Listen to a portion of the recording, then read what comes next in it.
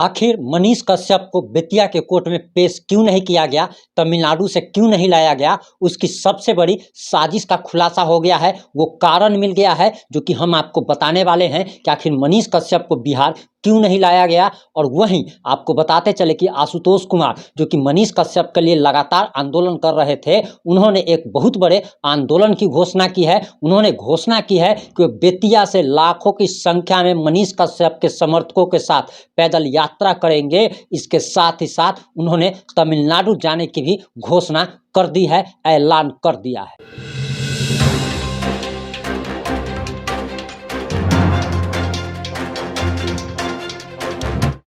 जब बेतिया के मुख्य न्यायिक दंडाधिकारी ने मदुरई जेल के अधीक्षक को मनीष कश्यप को पेश करने को कहा था, तो वहां के जेल अधीक्षक ने कहा कि दरअसल वीडियो कॉन्फ्रेंसिंग के तहत आप उनको पेश करा लीजिए। लेकिन जब इस बात को जज साहब नहीं मानते हैं और वे कहते हैं कि जी नहीं, मनीष कश्यप को आपको सशरीर पेश करना होगा, वीडियो कॉन्फ्रेंसिंग के जरिए हम सुनवाई नहीं करेंगे, और उन्होंने आदेश दिया, उसके बावजूद आदेश की तामील नहीं हुई। तो लोग अब जानना चाहते हैं कि आखिर मदुरई के सेंट्रल जेल से, तमिलनाडु से मनीष कश्यप को बिहार क्यों नहीं लाया गया और उसकी वजह क्या है। तो उसकी वजह हम बताने जा रहे हैं, और वजह जानकर आपको पूरी साजिश का पता चल जाएगा कि आखिर तमिलनाडु सरकार और बिहार की जो सरकार है, बिहार की अभी महागठबंधन की जो सरकार है, वो मनीष कश्यप से, एक अकेले मनीष कश्यप से कितना डरी हुई है, कितना सहमी हुई है। और बिहार सरकार तो मनीष कश्यप के डर से और उनके समर्थकों के डर से लगातार कांप रही है। और ये साजिश का जो खुलासा हुआ है उसे जानकर आप हैरान रह जाएंगे। मनीष कश्यप अब बहुत बड़ा नेता बन चुका है। मनीष कश्यप की क्या पावर है अब सरकार को अंदाजा लग चुका है, और उसकी औकात हैसियत का पता चल गया है। और बिहार सरकार इस कारण ही डरी हुई है। दरअसल बिहार सरकार, जो साजिश का खुलासा हुआ है उसके अनुसार, बिहार सरकार इसीलिए डरी हुई है कि जिस प्रकार से मनीष कश्यप के समर्थन में सोशल मीडिया पर लोग आई सपोर्ट मनीष कश्यप लिख रहे थे और लाखों करोड़ों की संख्या में, लेकिन जब इसी समर्थकों को कहा गया कि सड़क पर अब आंदोलन होगा, और जिस प्रकार से सोशल मीडिया से लेकर के सड़क तक मनीष कश्यप के समर्थकों ने जो आंदोलन में जो सहयोग किया है और मनीष कश्यप के लिए जो आवाज़ उठाई है, देश के कई राज्यों से जो आवाज़ उठनी शुरू हुई है, अब ये सरकार तक जा पहुंची है। और सरकार को मनीष कश्यप के ताकत का और पावर का अंदाजा लग चुका है कि मनीष कश्यप आखिर चीज़ क्या है। और मनीष कश्यप को इसीलिए पेश नहीं किया गया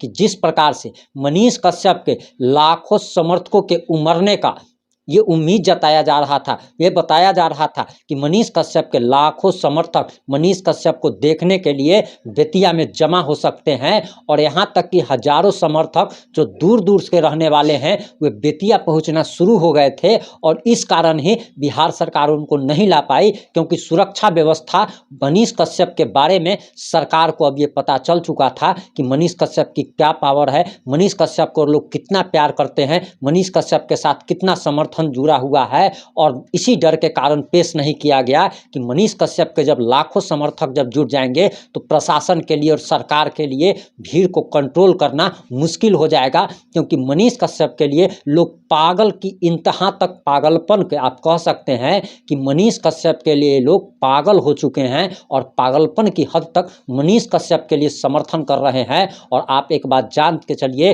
कि जिस समय मनीष कश्यप बेतिया आते, उस समय लाखों करोड़ों समर्थक उनको देखने के लिए, उनको एक नज़र भर देखने के लिए, उनको छू लेने के लिए कोहराम मचा देते, और उनको कंट्रोल करना प्रशासन के लिए काफ़ी मुश्किल हो जाता, और मनीष कश्यप एक बहुत बड़ा नेता बन जाता। आप जैसे एक चीज़ को समझने की कोशिश कीजिए कि सरकार की कितनी बड़ी चाल है। अगर कोई भी चीज़ अगर आपके नज़र के सामने, अगर आपका मान लीजिए कि किसी व्यक्ति को अगर कुछ हुआ और आपने उसको देखा, तो आपको डायरेक्ट उसका फीलिंग आता है। लेकिन अगर आप कहीं शहर में रहते हैं और गांव के बारे में ही अगर आप सुनेगा कि किसी की मृत्यु हो चुकी है, तो आपको उतना ज़्यादा दुख नहीं होता है, क्योंकि वो आपके सामने नहीं है। तो मनीष कश्यप जब सामने आते तो उस समय लोगों का जोश जुनून जो रहता वो देखने लायक रहता, और प्रशासन के लिए एक बहुत बड़ी मुसीबत बन सकती थी। और इसी डर के कारण मनीष कश्यप को नहीं लाया गया। लेकिन शायद सरकार ये भूल चुकी है कि मनीष कश्यप अगर जेल में भी अगर रहेंगे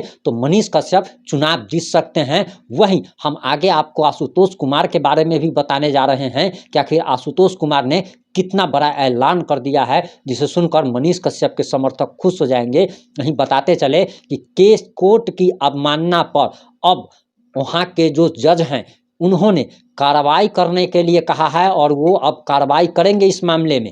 लेकिन आपको बताते चले कि मनीष कश्यप का न आने से उनके लाखों समर्थकों के चेहरे पर निराशा छा गई है। मनीष कश्यप को लोग देखना चाहते थे, एक नज़र देखना चाहते थे, लेकिन मनीष कश्यप को देखने का सपना पूरा नहीं हो सका।